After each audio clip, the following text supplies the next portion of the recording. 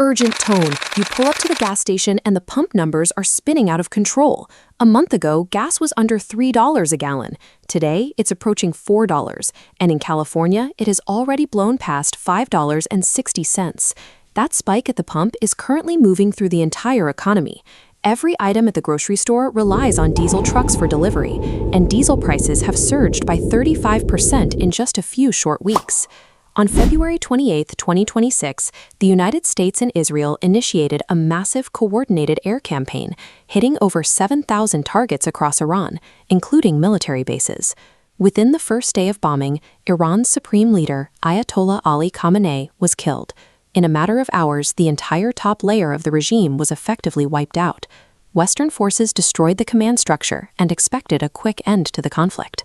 Instead, the sudden leadership vacuum allowed Khamenei's son to immediately seize control and launch the most devastating economic counterattack in modern history.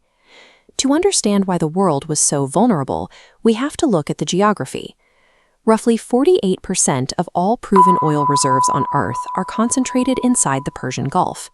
Half of the planet's energy is locked in one giant enclosed body of water. This digital map shows the Gulf's only connection to the open ocean, the Strait of Hormuz. At its narrowest, the physical channel is 21 miles wide, but ships cannot sail anywhere they want. The navigable shipping corridors are only 2 miles wide. Every day, 20 million barrels of crude and 25% of global LNG must squeeze through here. That's $2 billion of energy floating through a tiny choke point daily. The entire global economy rests on a physical infrastructure so constrained that a single localized naval conflict can instantly erase a fifth of the world's energy supply. Iran utilized an asymmetric playbook, starting with cheap sea mines.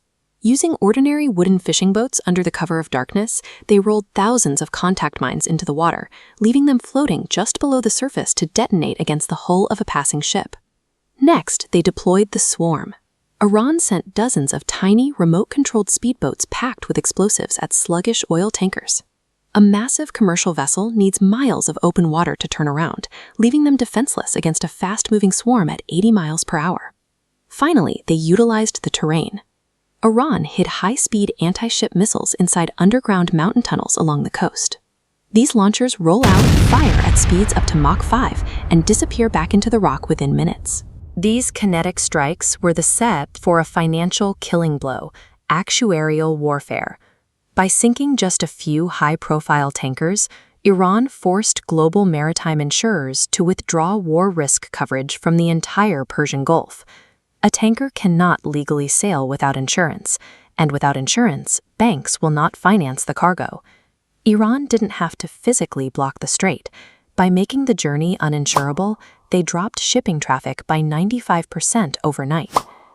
To neutralize a $20,000 Iranian drone, the U.S. States fires a THAAD interceptor costing $15 million per shot.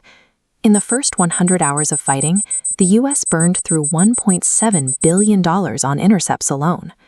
The U.S. Navy cannot simply escort these ships through the strait. They decommissioned the last dedicated minesweeping ships in late 2025. Without a way to clear the mines, heavily armed destroyers are sailing blind into a gauntlet intelligence officials call Death Valley. Decades of defense budgets engineered to secure the global oceans are currently paralyzed by speedboats and cheap drones. Trillions in spending cannot fix an asymmetric war of attrition. The crisis in the Gulf has now reached global agriculture. Nitrogen-based fertilizers are produced from the region's natural gas, and Qatar alone provides 14% of the world's urea. For billions of people across Asia, the shortage is immediately threatening their survival. These heavy metal cylinders contain liquefied petroleum gas, or LPG.